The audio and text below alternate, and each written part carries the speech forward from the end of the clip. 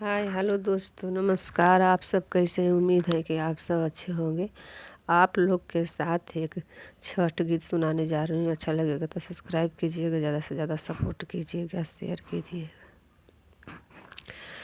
के कर लाली लाली अखिया, के कर लंबी लंबी केस, के कर लंबी लंबी केस, के कर लंबी लंबी केस।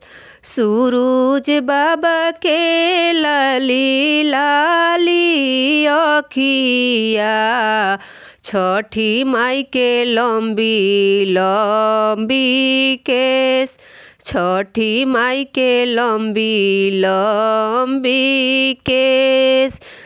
के कर पिया परदेसिया, मनवा न कर उदास, के कर पिया परदेसिया, मनवा न कर उदास। सेउवाली अइह भरल डलउआ, छठिया करबो जरूर, छठिया करबो जरूर।